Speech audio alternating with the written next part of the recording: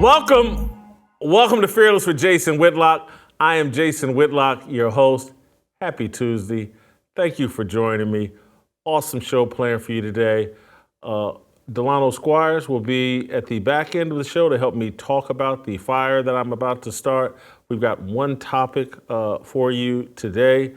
We're going to address Larry Elder's appearance on the Breakfast Club.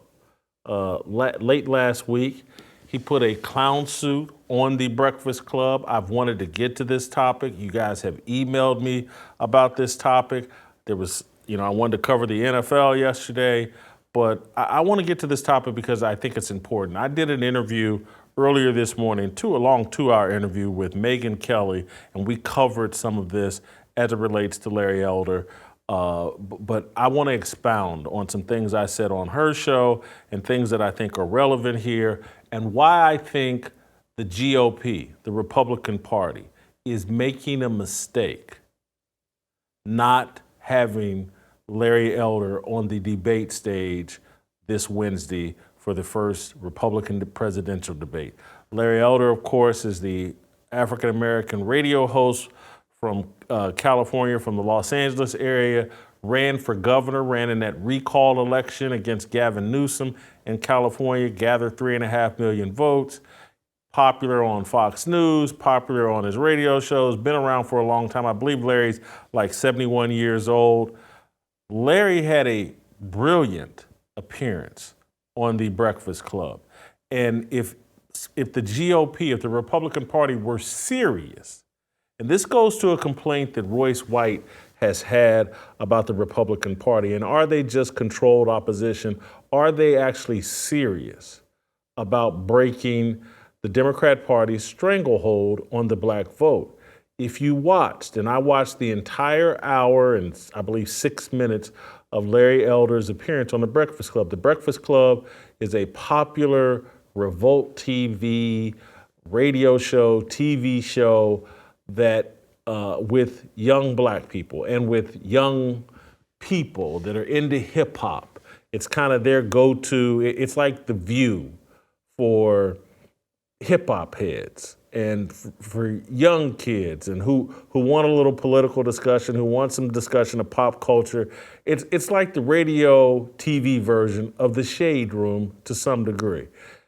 Charlamagne, for some reason, is taken seriously and it gets access and interviews with important people. He's interviewed Joe Biden. He's the guy that Joe Biden basically said, if you don't vote for me, you ain't black. That's Charlamagne the fraud. He calls himself Charlamagne the God, but he's really Charlamagne the fraud. DJ Envy, a male kind of host, drives the ship. Charlamagne's the star. DJ Envy's kind of the host. Angela Yee they got rid of, or she left the show, and now I think they got a revolving cast of females that come on the show with them. And this woman's name that's on this interview with Larry Elder, I believe her name is Teslin. She's really annoying. But I want to break down what happened during this interview that I think is fascinating and points to a real opportunity and to a real movement that's happening with black voters, particularly young black voters. The stranglehold that the Democrats have had on black voters is starting to be released. You could see it in this interview. These guys, while pushing against Larry Elder, who's a conservative, and a popular conservative, while pushing against them, they made zero effort to defend the Democrat Party and liberals. That is progress. They went after Larry Elder like he was the worst person in the world, or at least the woman did, and Charlamagne to some degree, but they offered no defense of the Democrat Party. That points to what a great opportunity the Republican Party has to speak to black voters, because we're actually snapping out of the stranglehold, the cult-like following of the Democrat Party. And the fact that they would even have Larry Elder on the show is a sign of that progress and the opportunity. The Republican Party's making a mistake with Larry Elder not being right now scheduled to be on that debate stage on Wednesday. He struggled to meet the requirements of 40,000 donors, and I believe there was two requirements he had to make: 40,000 donors and something, 40,000 different donors and something else. He reached that threshold, I believe, yesterday, and is eligible to be on the debate stage. It's important that Larry be a part of the conversation because Larry talks about issues. That was the other thing that was fascinating.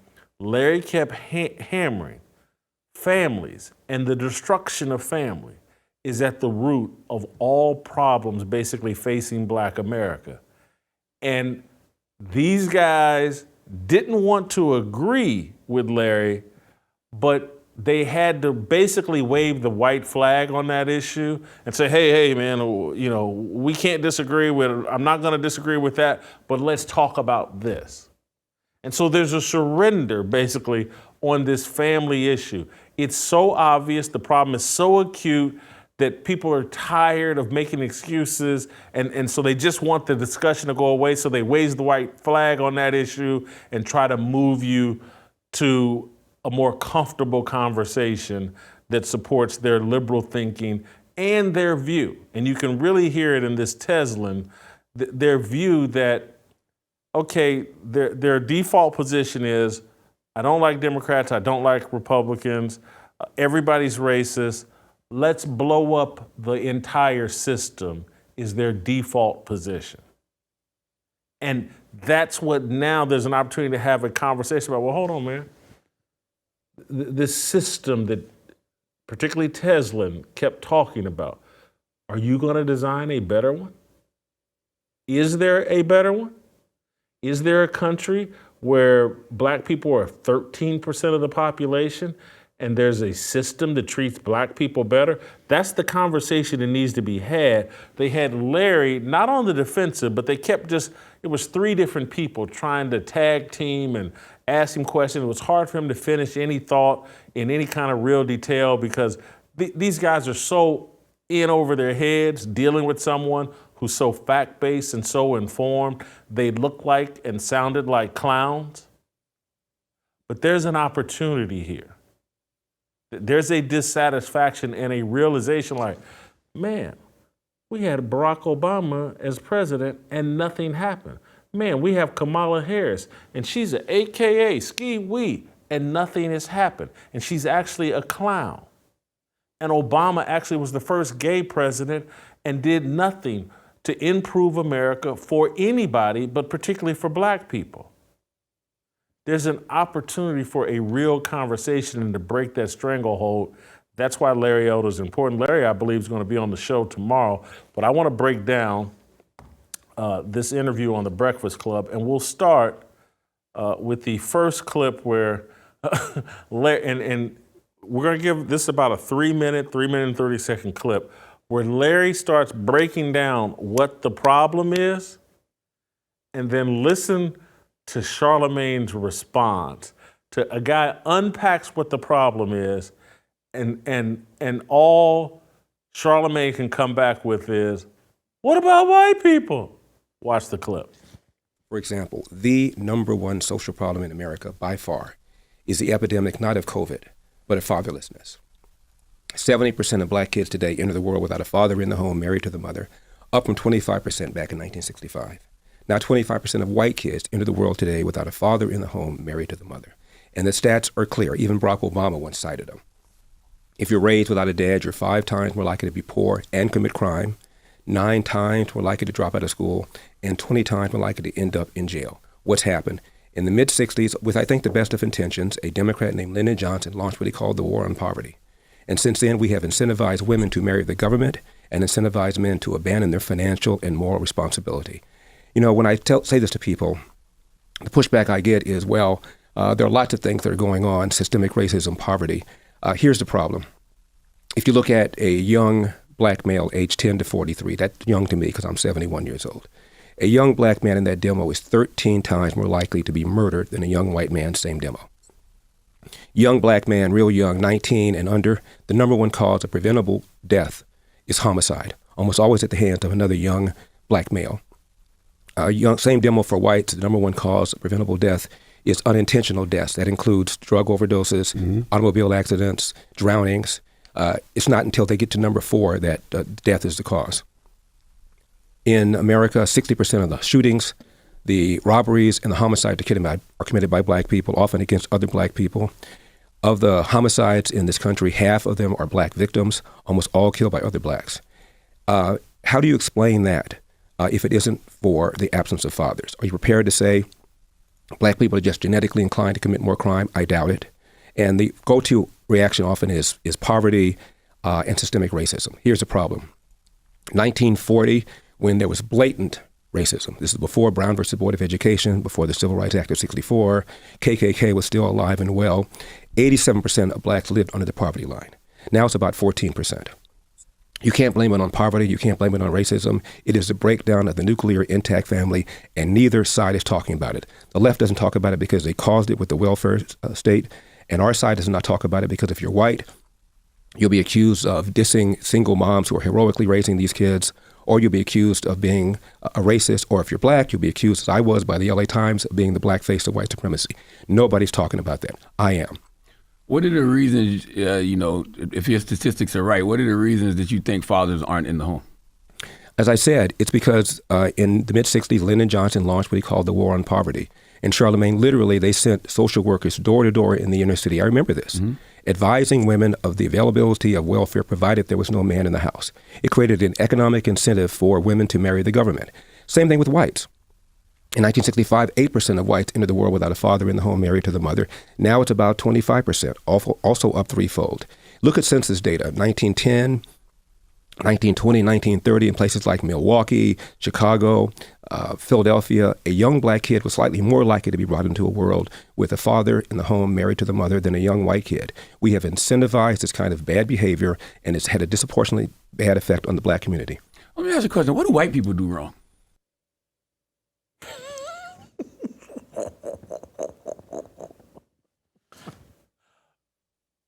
The man just broke down the entire problem with America and explained that this problem is impacting white America as well. He just explained that the growth in fatherlessness, 3 times more from the 1960s to today in the white community and the black community. There's been this rise. Charlamagne can't hear any of it. All he can say, let me ask you a question. What do white people do wrong? Hey, this is so simple. It's like, I have a weight problem. I know you guys get tired of me making the weight analogies, but I'm just sorry. It's just too easy. I have a weight problem. Charlamagne, if he was my dietitian, would come in and say, hey, well, there's a guy on your show, David Reed, and he's 15 pounds overweight. What about him? And so it's just like, Jason, you're 70 pounds overweight. But the real key to fixing your 70-pound weight problem is for David Reed to fix his 15-pound weight problem. It makes no sense. It's a distraction. It's a tactic. Charlamagne because this happened in the first, I think this happened in the first 5 minutes of the interview. And Charlamagne realized, like, oh man, they done put me in the deep end of the pool. This man's quoting stats and facts, and he has a deep command of history. Oh my God, what am I doing here? Let me throw out an SOS signal. Let me distract and run away from all of this substance Larry Elder just put on the table. What do white people do wrong? And he circled back to this whole what about white people thing again, but I'm not going to go there because I want to get to, but you know what? But before I get to the next cut, because this fatherlessness thing is a perfect segue for me to talk about preborn. Because these things all tie together. The destruction of family, the lack of respect for the sanctity of life. Again, Larry Elder's breaking down to you where all the crime and the violent crime comes from, where this mentality of black on black violence and the early death of young black men, where all this mentality comes from. is from the wrong view about the sanctity of life within the womb. If you don't have that understanding, you won't believe in the sanctity of life outside the womb. If children, if the baby in the womb isn't approached as like, hey, let me help this baby develop while in the womb. Let me create the perfect environment for this expectant mother so that she's in the right mindset, so that she feels relaxed and is not filled with anxiety and fear and concern about her safety, where she can pour positive energy into that baby in the womb. Don't be surprised if you deny a child of the proper environment inside the womb, that when that child gets outside of the womb, those problems will rear its ugly head. That's why we are huge supporters of preborn, because no group, no organization treats a baby better inside the womb, treats a expectant mother while she's carrying a baby. No organization treats them better, has more concern for them. They provide ultrasounds to women, expectant mothers who are considering abortion. They introduce that woman to the baby's heartbeat, an image of that baby inside the womb. Then the mother realizes, oh my God, there is life inside of me, and what I do is important right now. She's far more likely to choose life than abortion once that ultrasound is given. Preborn then comes in and provides that expected mother with what she needs to get through the pregnancy and the first 2 years of that baby's life outside the womb. Preborn is awesome. This is why we must support this organization. $28 pays for one ultrasound, $140 pays for 5. 2 ways to give. You can hit pound 250, say the keyword baby, or you can go to preborn.com/Jason and give that way, whether it's $28, whether it's $5, whether it's $5,000, whatever. As fearless soldiers, we support life inside the womb. We support preborn. It's an awesome organization. I want to circle back to Larry Elder and this conversation, because this is a pivot, and this will irritate some of you, but I just got to speak facts. I got to keep it real. Larry Elder put Donkey of the Day stickers on all of these people. I give DJ Envy credit. He mostly stayed out of it. He jumped in with some dumb stuff occasionally, but Charlamagne and whoever this woman is, Teslin, were the star donkeys of the day. And this is why they don't bring in conservatives or Christians or people with common sense on that show. They bring in the Hollywood elite. They know what the Hollywood elite is going to say. They bring in people that are afraid of them. They bring in people that share their worldview or belief, or they bring in people they can beat up easily. They got into a fight with a real heavyweight, and it was embarrassing. This woman, Teslin, and I have very little respect for Charlamagne's intellect, very little. This woman, Teslin, looked retarded. Let's play this clip about how black people have never been in charge of a system. Okay, all right. Can we? Black people have never been in charge of any system. We're not actually, we have been. Take Baltimore. No, we've never been in charge of any system. May I finish? Tell me, what financial system are black people in charge of? What healthcare system are black people in charge of? What government system are black people in charge of? I'm about ready to tell you. What prison system are black people in charge? I'm about ready to tell you. I'm not talking about mayors. I already know that talking point, sir. I go on Fox News all the time as well. So let's not go there with that. I said, what system have we created? Have we implemented that we have been in charge of? Name one. Is this why you don't like talking to black women, Larry Elder? Wow. Baltimore. Freddie Gray a few years ago. No. That's mayors. I'm not talking. I said system. I'm going to tell you about the system if you allow me to finish my point. I'm not talking about somebody elected and doing a job, sir. I asked, what system did we create? What financial system? Okay, let's talk about the system of one of the largest. Let him say his point, thank you. man. One of the systems of one of the largest cities in America, Baltimore. Freddie Gray died in police custody a few years ago. The mayor was black. The head of the police department was black. Number 2. It's not in charge of the system, but go ahead. Number 2 person in charge of the police department was black. Still not in charge of the all of system. city council, Democrats, majority black. Still not in charge of the system. Wow. That's a position. 6 officers charged, 3 of them were black. A judge before whom 2 of the officers tried their case, found him not guilty, was black. Still not in charge of the system. The city superintendent of public schools was black. The county superintendent of public schools is black. The attorney general at the time, Loretta Lynch, is black, as was the president of the United States, was black. And yet, Still not in charge of the system. So who's in charge I of asked the you a system, simple Ted? question, well, sir. well, Wanda Sykes said when Barack Obama got elected, how are you going to complain about the man when you are the man? Now, from the president to the attorney general to the state attorney to the mayor to the head of the police department to the commissions of the schools in the city and in the county to the majority of city council in that city, all of them are black. And you're still saying that we don't run anything? So who's in charge of the No, system, no, Ted? no. I said who created the system. I didn't say we didn't run anything. I challenged a lot of those black leaders, by the way. I said who, when we talk about the system, what black people have been in charge of any system. I'm not talking about a position. I'm not talking about a mayor. You know good Oh, and so well what I'm talking you're about, basically Mr. saying that they're black faces that are still in those Correct. positions, but they're still being Correct. a part Similar of the to system. you, Mr. Elder. so- You're so- a black face in a position in the conservative movement. They're just the same. They're just on the other side. I'm talking about we have never been in charge then of when the Martin Luther system. King said in 1966, I believe there could be a black president in about 40 years' time, then it really doesn't matter whether there's one or isn't. No, It's one because nothing changes. He was well, naive. the system He was also naive then. killed him as well. Well, we know that the FBI and the CIA also killed him. That system. You realize that, correct? Wow. An individual killed him. Right. That was also a part of Crow Hotel through the system. COINTELPRO, Correct? yeah. Not correct. COINTELPRO. Not correct. He was So killed. the FBI didn't have anything to do with it. The CIA didn't have anything to do with J. it. Edgar Hoover was definitely on Martin's ass. Like, come on. I didn't say he wasn't. Oh.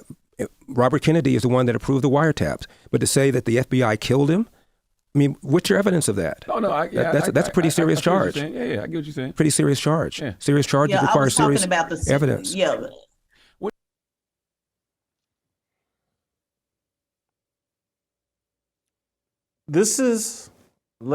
I'm going to speculate here. This woman is between 30 and 40 years old, I would think. She's talking to a 71-year-old man with zero respect. And I watched the entire interview. Larry Elder never engaged with her in a disrespectful manner. Never, not once. All she gave him was negative energy. These Charlamagne and DJ Envy, weak, cuck men. It's their show.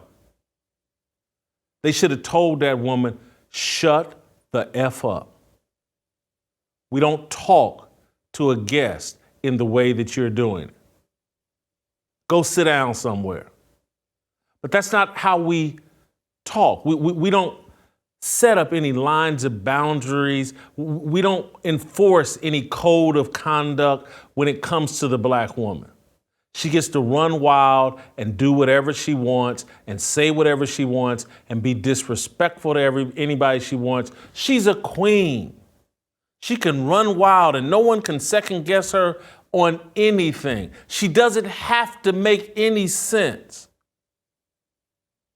And so Larry Elder tried his best to give a great answer. I would answer it more simply and she would cut me off or whatever, but I would answer her questions more simply. What financial system have we ever been in charge of? What name the financial system we ever been in charge of? Your bank account. That's a financial system. My bank account. The money that comes into me. I'm in charge of that system. Every individual is in charge of that system. Go look at the credit scores on average of black people and ask yourself, have we run our systems in whole, the individual financial systems that we control? White people don't tell me where to spend my money. They don't tell me when to pay my bills. They have no control over that.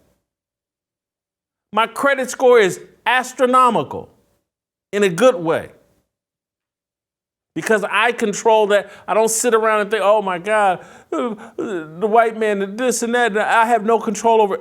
Let me give you a different one, because you can say, well, Jason, just because you had good jobs and you got paid all that money and blah, blah, blah.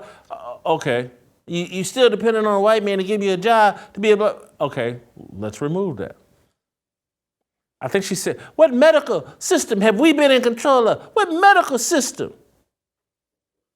You are in control of your individual health. And so I just pointed you, I got a great credit score. Have I been a good steward of my health, walking around overweight? No. Is this a pervasive problem among black people? There ain't no white person stuffing Doritos down your mouth or my mouth. Didn't anybody tell me, hey, you should drink this grape Kool-Aid like it's water? No white person puts a gun to your head and says, hey, go to McDonald's. Don't cook at home. Don't eat fresh vegetables. Pour as much salt as you want to on that fried chicken that you're eating. That's not a white person. That's an individual in control of their health making bad decisions. Go look at our obesity rates. That's on us as individuals. We're in control of individual systems, and we don't manage it well. I'm going to give you another great example. When have we created anything that we are in charge of a system? When have we ever created anything? When you lay down and open your legs and let some man insert his raw penis inside of you, you have created something, a baby. Have you managed that creation to the best of your abilities? Are your kids running wild out in the streets? Are your kids failing academically and underperforming every other group? Blame it all on white people if you want to, but we know the truth. Have we managed that system individually? White people don't tell you, hey, spread your legs, baby, and let that man run through you raw. White people don't tell you, hey, you know what? Go hang out with your girlfriends and let your grandmama or your mama take care of your kids, or your next door neighbor take care of your kids, or don't even take care of your kids. Go suck on that crack pipe. And that's not the white man. That's you. That's us. So don't hand me the, we ain't never been in control of no system. And then when Larry Elder breaks it down for you and says, well, hold on, man, we in control of a lot of Baltimore. A whole lot. Oh, but we didn't create that. That's not our system. Those are just black faces doing what white people say. This woman is so illogical, so stupid, and Charlamagne and DJ Envy, two cucks, sitting there letting this woman make a fool out of herself and talk disrespectfully to a 71-year-old man who's done no harm to her and hasn't been disrespectful to her, and they think this is appropriate. They're cucks. They're cowards.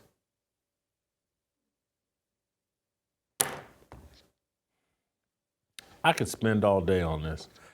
I'm going to skip this. I'll circle back to the wake-up call, but I want to get this other stuff in because this is why I'm calling him a cuck. And this is why, and all their little, you know what, no, I'm going to go to this one. The LGBTQ and Charlamagne, when he showed his real agenda and who he's really beholden to.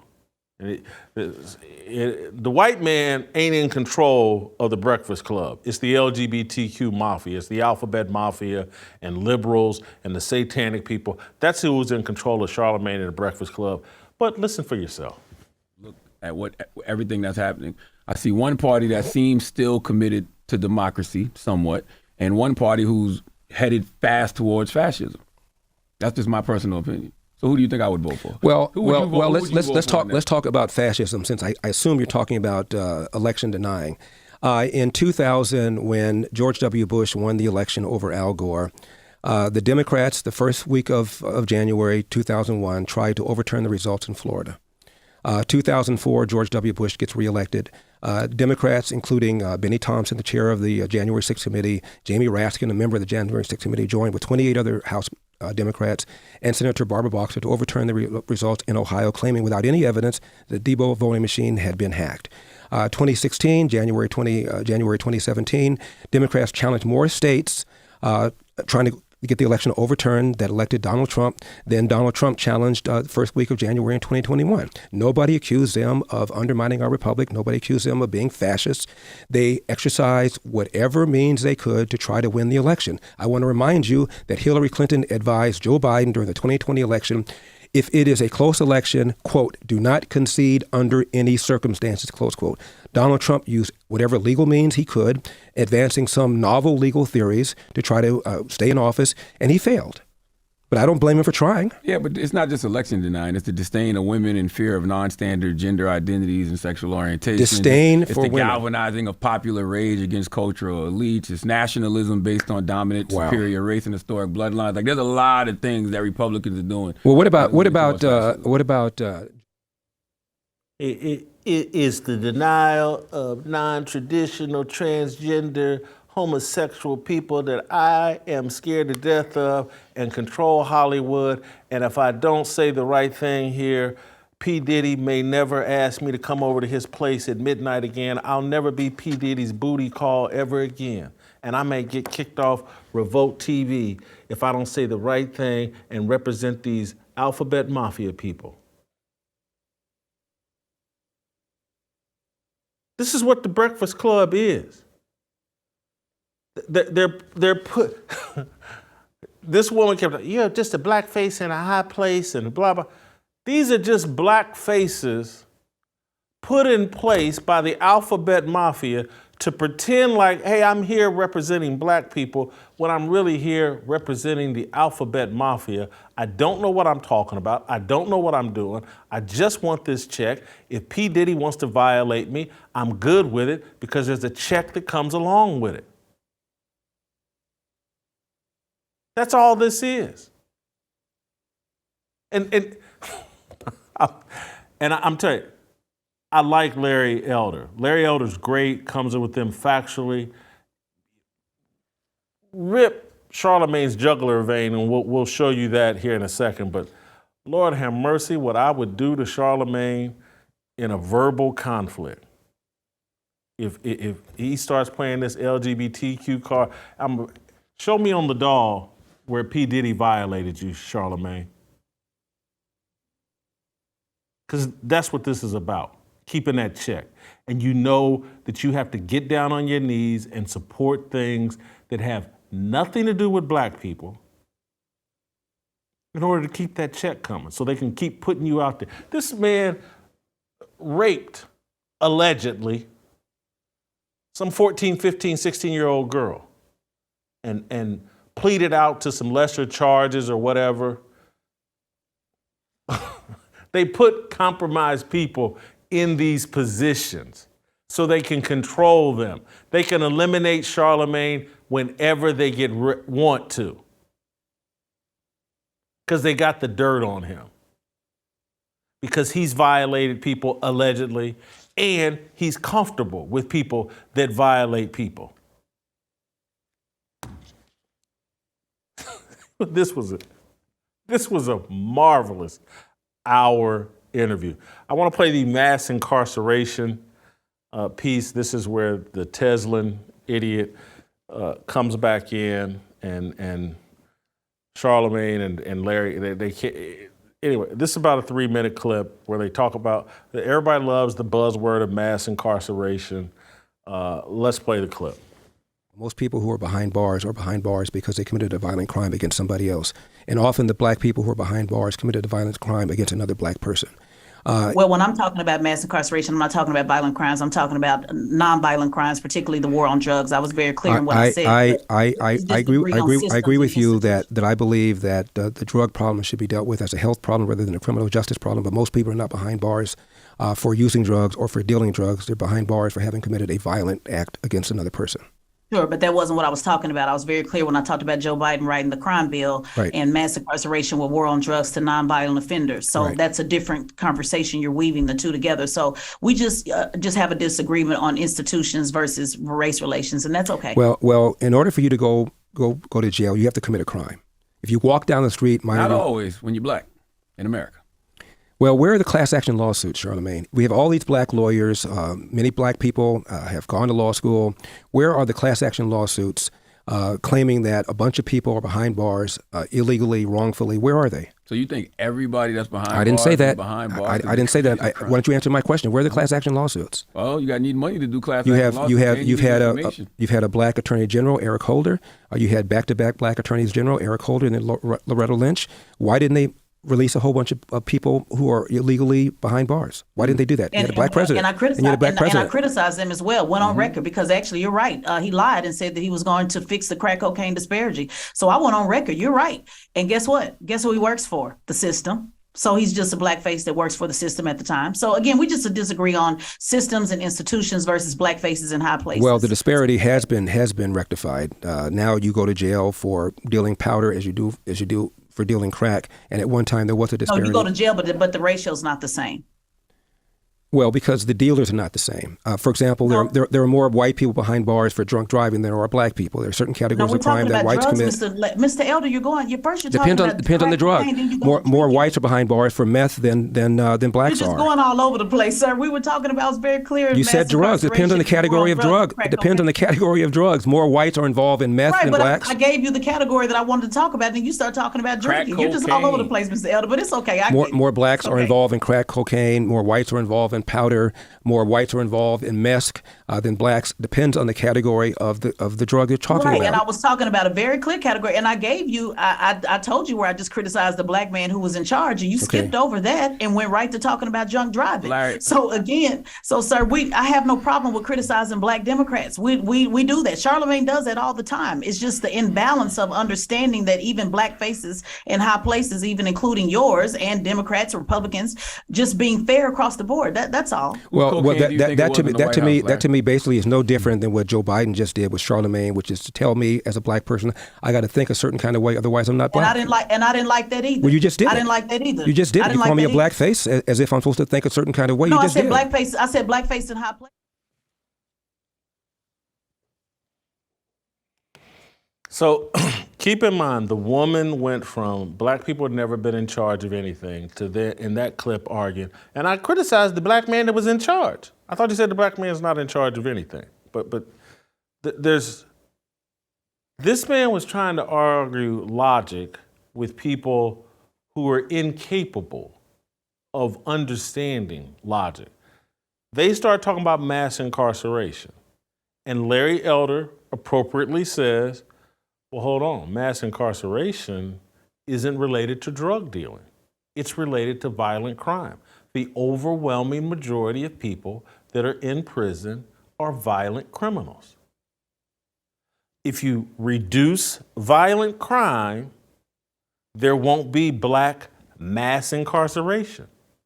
His argument is if you reduce drug dealing, there will still be mass incarceration because the overwhelming majority of people in prison are there for violent crimes. That's whether they're black or white. He's arguing that your point that drug dealing led to mass incarceration isn't accurate. It's a lie. And you know, again, he's not me. I could have simplified it for him. Like, did you watch The Wire? It's a television show. I know it's fiction, but it's like a Bible for black people. I like The Wire too, but it's like everybody loves The Wire. The whole point of The Wire, or one of the points, one of the major points, Stringer Bell made it, tried to make it to Avon Barksdale. If you reduce the violence, the police will go away. Let's quit dropping bodies.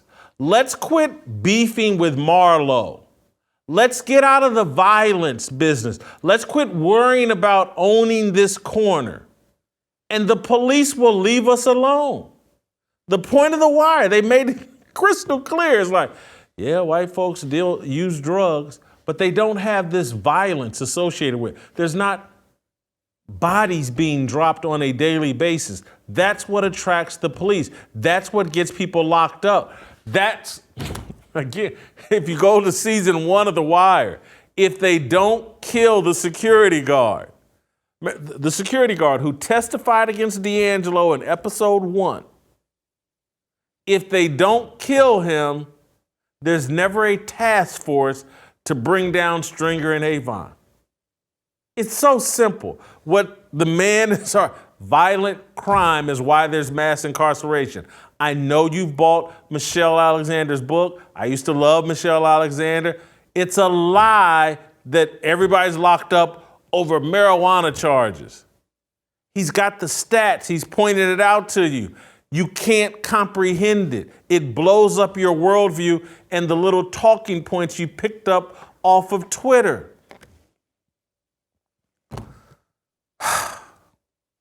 The other thing that they cannot understand and grasp, she went back. I'm talking about the system. And see, you just can't understand that the systems and how they're related to this and that. Fingernails on a chalkboard, this level of idiocy platformed and put out there as if it makes sense and as if she has something to offer. This is embarrassing. This is what they have to accept. Let's take her, the system. She's under some kind of false, naive, silly belief that, let's take her out of, oh, there's a system that exploits poor black people. Let's take her out of her word.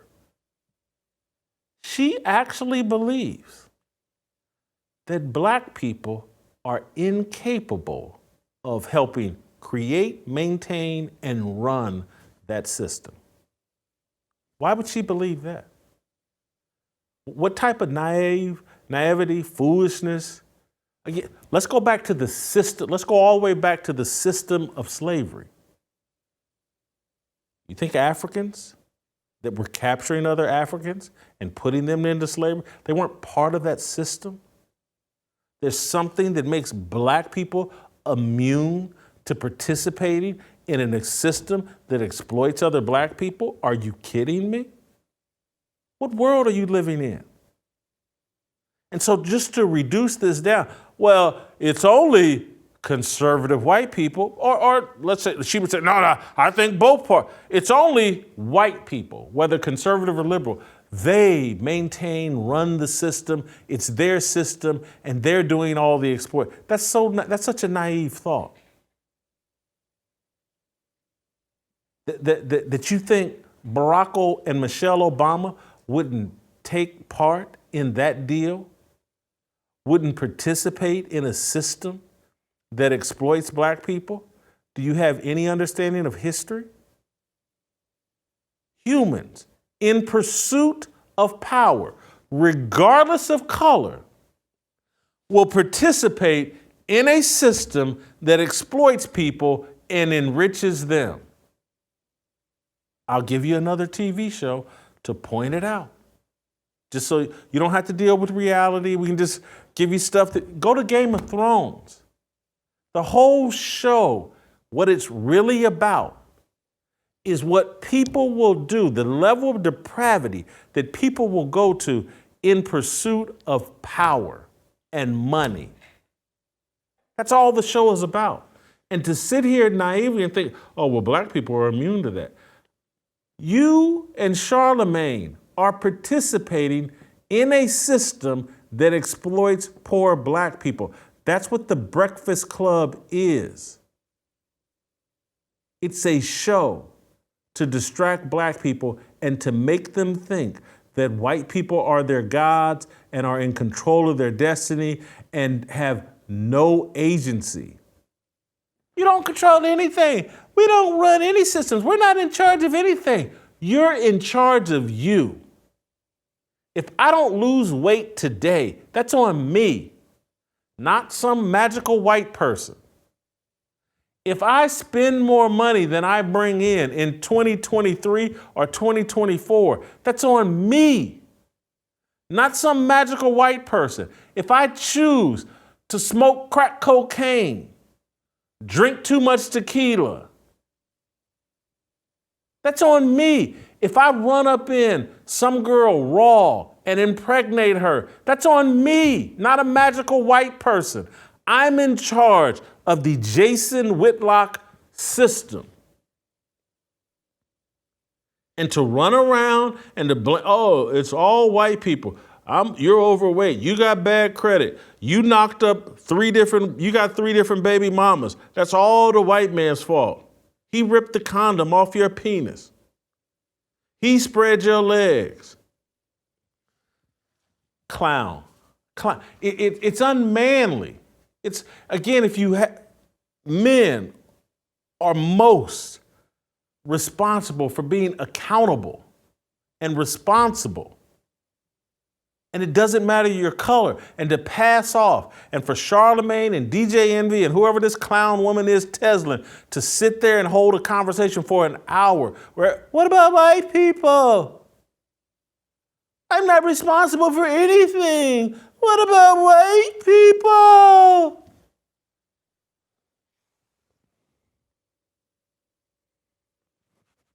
So unmasculine, so feminine, so emotional, so illogical. People are donkeys. Donkey's a great word because that's the aren't Democrats donkeys? Donkeys of the day. This is the perfect description of the Breakfast Club. Caping up for the Democrat Party and liberal ideology at every turn. There's a great opportunity here because as much as I'm criticizing them, I will say they've moved because they run now from that Democrat label, and Charlamagne said, I'm not a Democrat or a Republican. Tesla, I'm not a Democrat or a Republican. We criticize it. That's progress. I'll give, that's progress. They're running away from that liberal label. They both, I'm pro-family. Charlamagne, I got a family. I'm married. I'm raising my kids. Give that advice to everybody else. Hammer that drum. It's all progress. But that was some clown stuff. And again, I didn't even play the clip that went viral. And so let's play the clip. I'm gonna do it. I'm trying to get to Delano. I will get there. But let's play the clip of the wake-up call that Charlamagne talked, the N-word wake-up call. Let's play the clip. I know you probably got to go. Have you ever heard of the term wake-up call? No. It is an incident where a person of color forgets that they are of color and are reminded rather brutally by an unexpected act of racism. Have you ever had any of those? Oh, brother. I'm just asking. You think you've ever Well, had I'm acutely aware, Charlamagne, that I'm a black person, just as you are a black person. And when Joe Biden insulted you by saying, you ain't really black, we don't know whether or not you want to vote for me or vote for Donald Trump, it seems to me that should have been a wake-up call on your part. How dare this guy come in here and insult you, a black man, and tell you got to think a certain kind of way? I'm amazed that you weren't mad about that. I'm not gonna say it upset me, just like I'm not letting you upset me. You know what I mean? I don't tend to get upset over things like that. But what I did say, well, you're just not talking a wake-up call, and it seemed to me that should have been a wake-up call on your part to have a white guy come in here who also said, by the way, about Mitt Romney.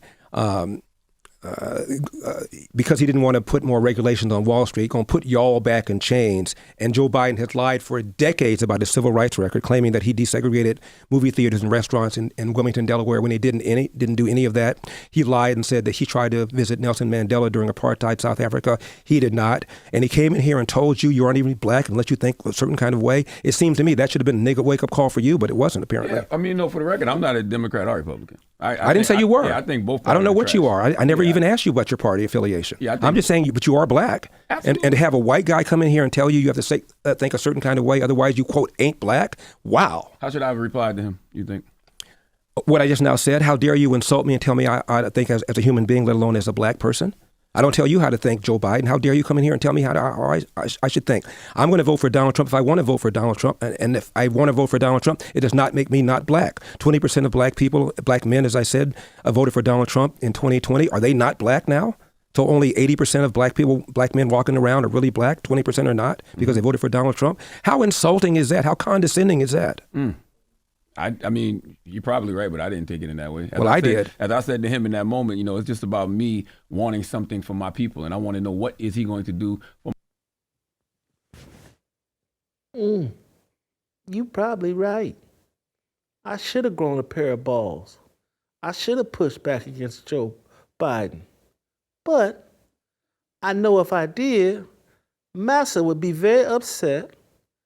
P. Diddy may come down here and violate me in front of everybody, and they could take this job away from me because I'm compromised from the misdeeds I did in my youth. I'm just a puppet, Larry. I'm not free to say what I really think. I'm Charlamagne the Fraud, Donkey of the Day. Delano Squires, next. It's my obligation, no hate, discrimination, raising up your hands for freedom. Women don't take bullets. It's not their job. It's not their role. Sane societies send men into war to die. It's biblical.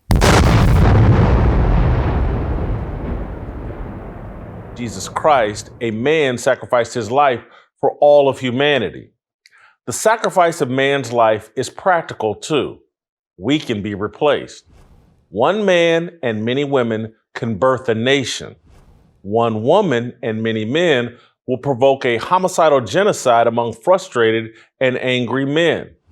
A woman's womb is far more valuable than a man's penis. The virgin birth of Jesus proves my point. Women are designed to be protected, shielded from dangerous conflict. The collapse of American society is directly linked to our decision to move women en masse to the front lines, to place them in harm's way, to treat them as men. They won't take the bullets that go along with leadership.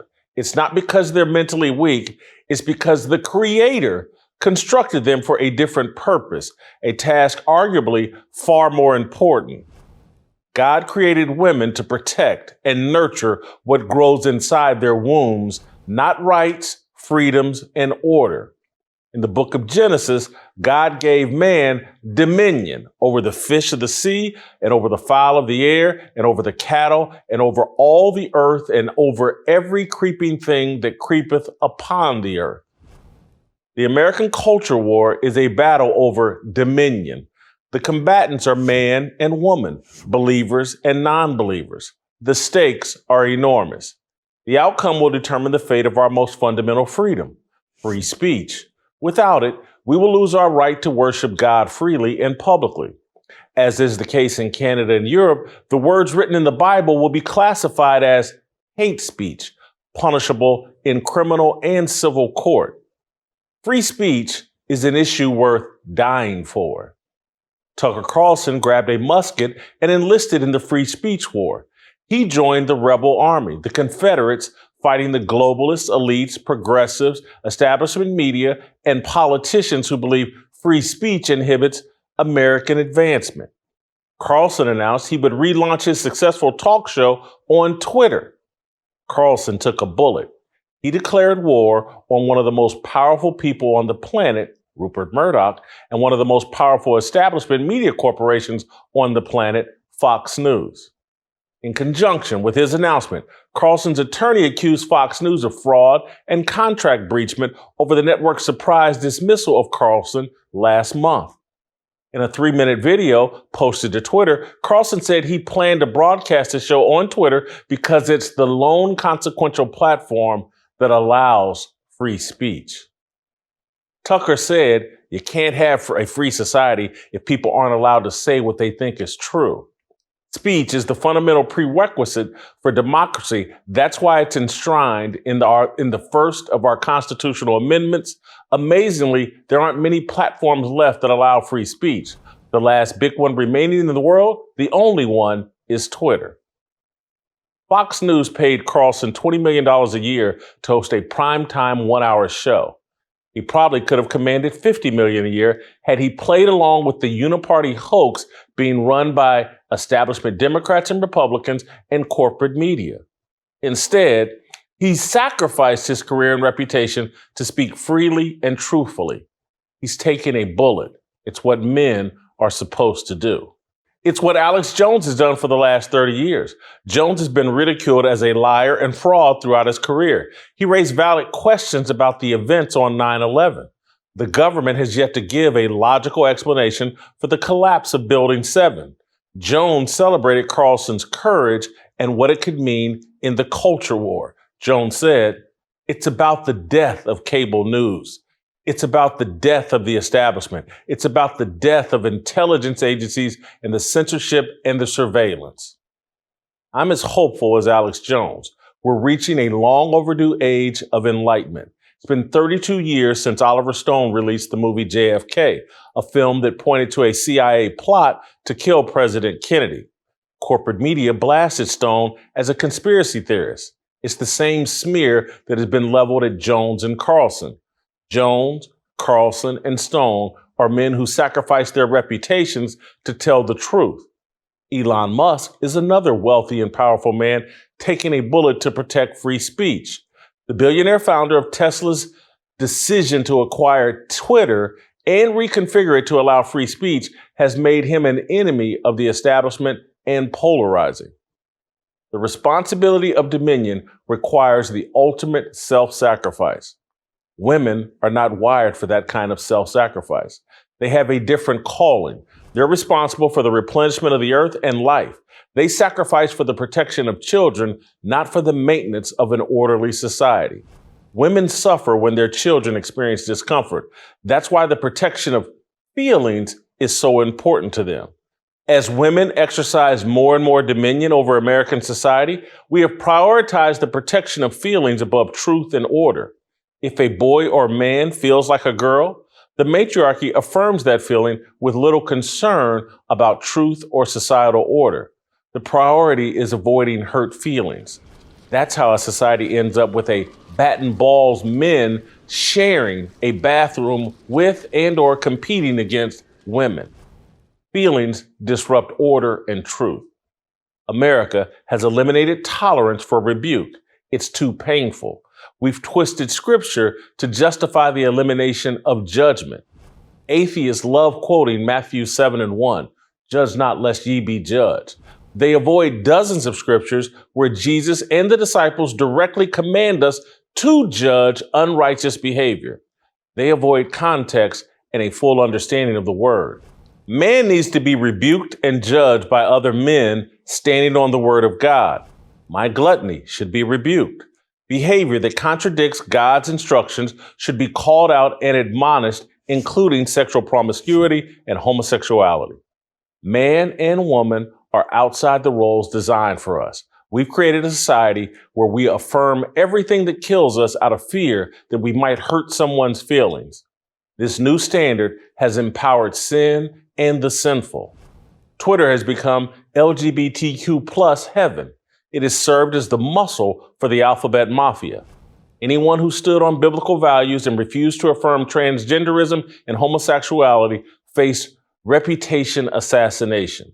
The transgender crowd sees opposition to puberty blockers and gender mutilation as issues worth dying for. Men who want to be women will take and deliver a bullet. It's in their nature. Women who want to be men will take and deliver a bullet. They're that desperate to prove their manhood. It's time for real men to return to their nature and prove their manhood. Tucker Carlson did it. We all should.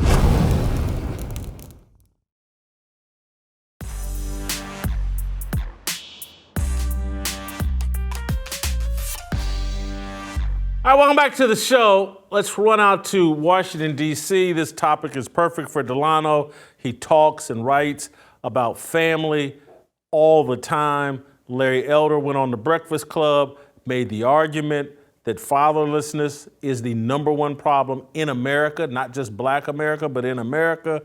Delano, I watched the full hour of this interview, and I gotta say, I was disgusted. I was disgusted, but I was also a tiny bit hopeful because these guys did not try to defend the Democrat Party, did not try to defend liberalism, basically surrendered on that, admitted that family is an important issue, but the treatment, particularly by the young woman and Charlamagne of Larry Elder, disgusted me. I thought there wasn't enough respect given for someone who wasn't trying to be hyper aggressive with them.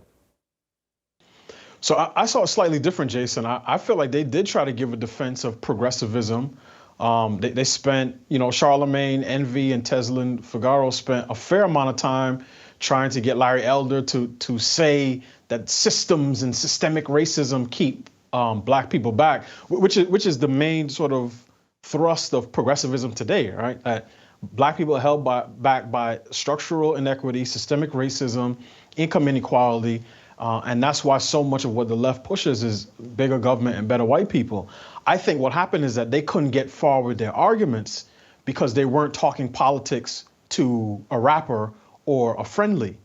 So they couldn't really do battle the way they may have wanted to with Larry Elder because, he was bringing facts, whereas they were bringing emotions. But they certainly, to me, did not give the type of treatment to his arguments in terms of, okay, so what should we do about the fatherlessness crisis, right?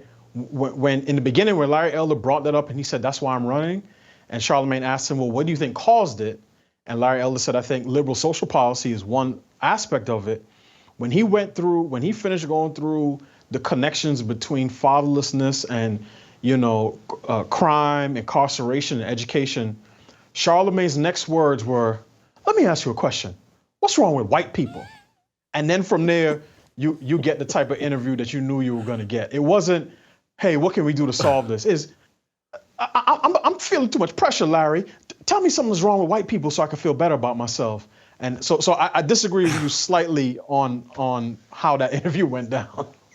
Listen, normally, because you're right, did they try to defend progressivism without calling it that while trying to run away? I'm not a Democrat or a Republican. Right. Both he and the Teslins said that, and they didn't, there was no Democrat politician that they caped up for. I see this as them retreating. Because again, it's like, all right, I'm not going to try to defend Democrats. I just want you to talk about these systems. And once they started talking about, and I liked Larry's answer about systems, and he went to Baltimore to give him a real life example and it's like preposterous to say we have no power, we're not in charge of any systems. But where I went to and would have gone to and did on this show, it's just like, hold on, man, there's individual systems that we are in control of and we're mismanaging. Young women that are getting impregnated and young men that are impregnating women. That's a system we control that we're not managing well.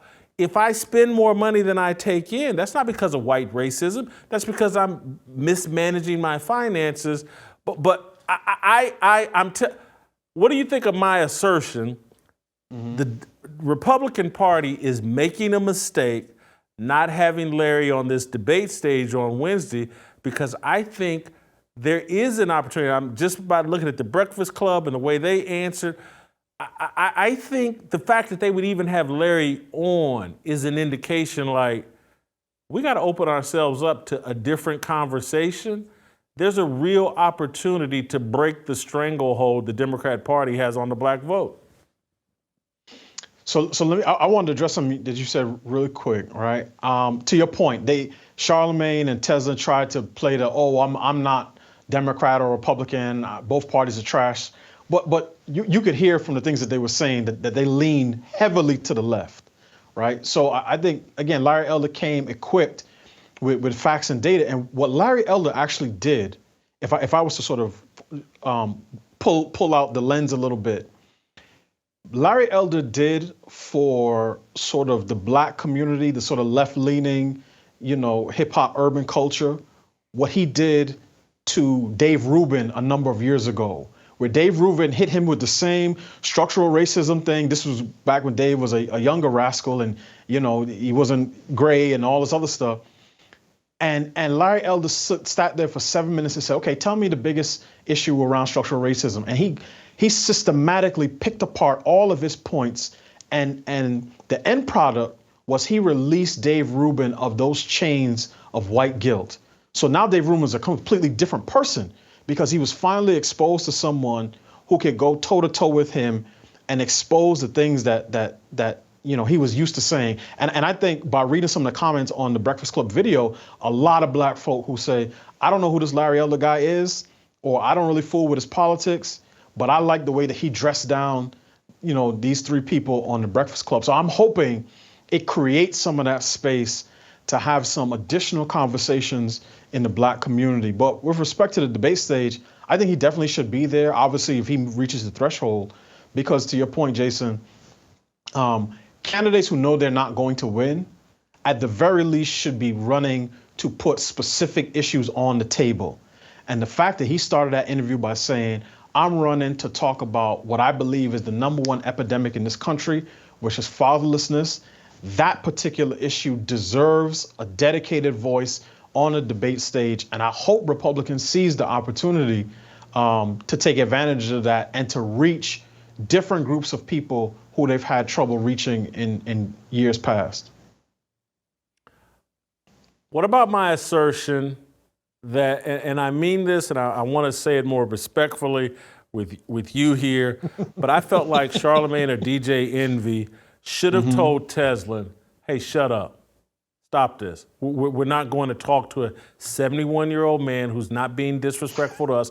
We're not going to cut him off at every turn and make up. I just felt like she was out of control, and the men who it's their show should have drawn some boundaries for her. So I think there was one point when they were going back and forth around Baltimore where Charlamagne said, let him answer, Tez. And that was probably the closest that they did, that they got to doing that. I will say this, part of this I think is, I hate to borrow the left's term, but sort of structural, because when you have 3 people in the room and 1 person on Zoom, it can sort of throw the dynamics of the conversation off. Because I think you talk to people differently when you're face to face than when you're doing it through a screen. But I think that interaction is very much representative of the state of Black America today, where men may have leadership titles, right? And on paper, they are the ones running the show. But women, and particularly women who they often are afraid of, have an outsized influence on the public culture. And one of the things that I put in my piece is like, a guy like Charlamagne, he got high on his own supply, Jason, right? Now, there's ways in which I could talk sports with me and my friends, and I could sound, very sophisticated. But if you put me on a crew with ex-players on ESPN, I'm going to be exposed as a lightweight. I'm a fan. I'm a casual fan. I'm not an expert. And Charlamagne was exposed as a lightweight when it came to politics. But one of the reasons he's gotten to that point is because he's used to talking to women with whom he will never disagree. And even as he says, I'm a married Black father. He's not going to tell Ebony K. Williams that her dumpster diving through sperm bank directories is not good, neither for her nor her unborn child. He's not going to say that kids deserve a mother and a father and that her decision is selfish. He's not going to tell Kamala Harris that abortion is not liberation for the Black community and we shouldn't be in the business of killing our offspring. He will never say those things because he's too concerned with being a good ally. So yes, they probably should have, and I think he probably tried to, in his own way, pull her back in. Because I don't know if you saw her interview with Vivek Ramaswamy. It was even worse than with Larry Elder, by far. It was way worse. I'll give you sort of the highlight or low light. At one point, she haggled him for about 5 minutes on his service record, his civic service record. And to show him what she meant by service, she noted that when she was in 6th grade, and I'm paraphrasing, she was like hall monitor, or she was the president of the kids association, and she was able to, get the teacher to stop snatching paper from kids. And she said, well, have you done something like that to show that you are of service, not something you got paid to do? And I mean, everyone who saw that said, why is this woman on this program? So yeah, I think there are ways in which they can probably tighten it up. and get better talent, political talent, but I think it's actually reflective of where we are as a culture. At one point, when they had the mass incarceration conversation, I was like, oh man, Delano had to love this. This is Delano's argument. And it's like, they can't wrap their mind around the fact like, hey, reduce violent crime, that's how you reduce mass incarceration. It's not drug dealing why people are in prison. It's like it blew their whole system up, their whole mind. They have no idea that that's the truth. Yeah, and one of the things, Jason, for me, when I hear somebody use the term mass incarceration, I'm already leaning in the direction that the things that come next, they're not gonna know what they're talking about. Because that term has been used culturally to suggest, one, that the prison system is filled up with black and brown men who have been incarcerated for low-level, non-violent drug offenses. And that's just not the case at all.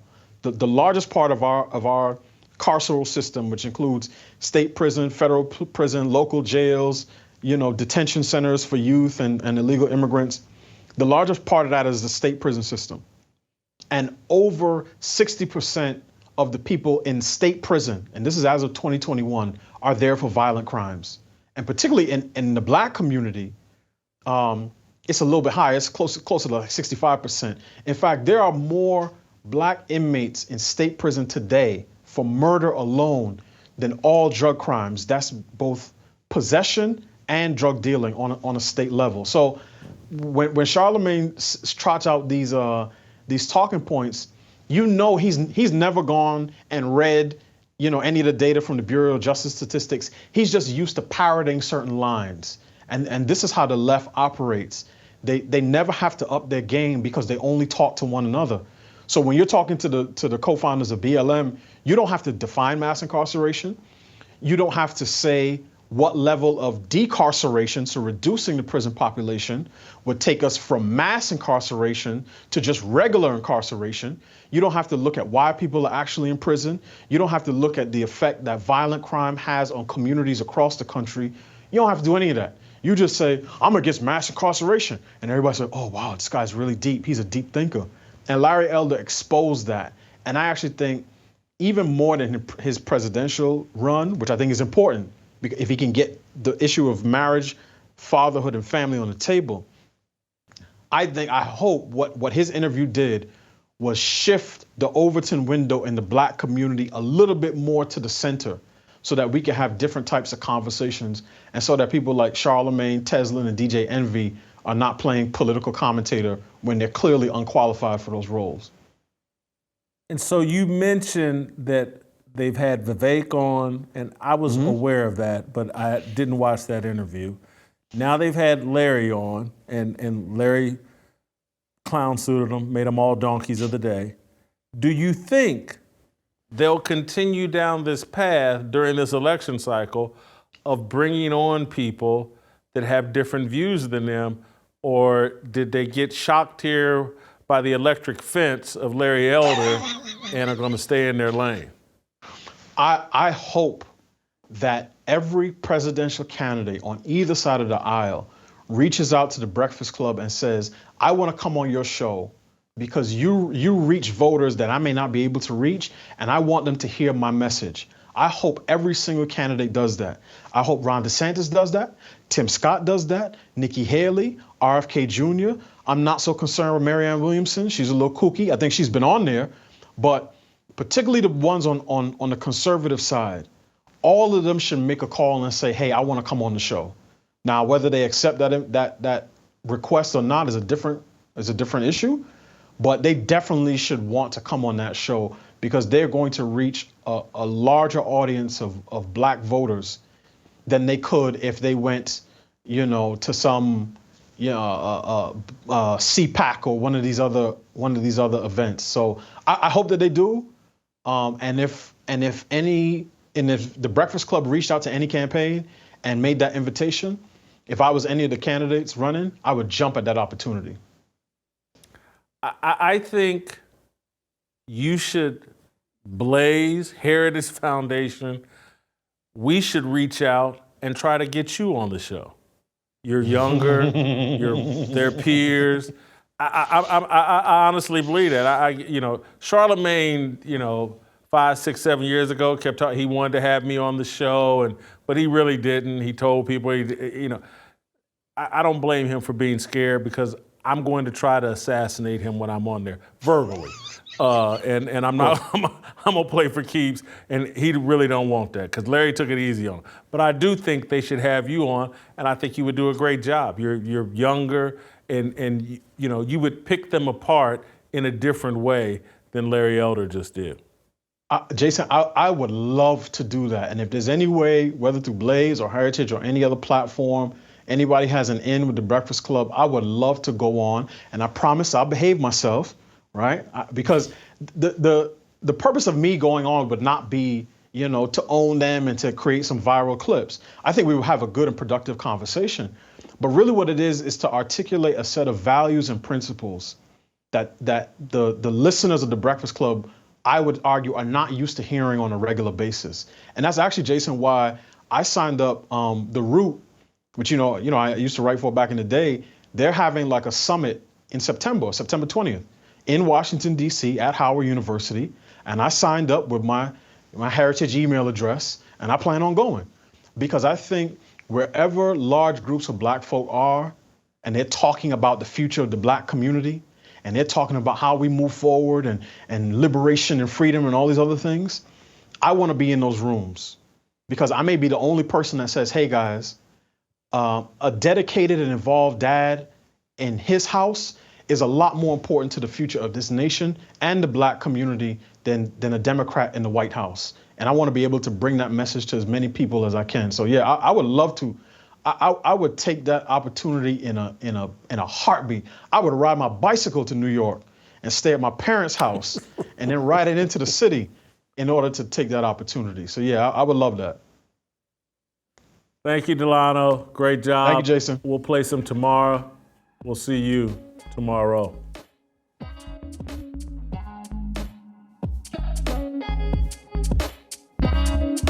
Waiting for the countdown, coming off the breakdown, standing in line for freedom. Looking for a breakout, feeling like a standoff, nothing in life like freedom. Came like a fighter, striking like a ladder, making all these moves for freedom. I want freedom. No negotiation, my sister, no relation. We all just wanna have freedom. Sitting on the corner, never been alone. I'm breaking my back for freedom. Blessed, we are living, get back. We are receiving, no deceiving. We all wanna be free. We want freedom. I wanna be. I just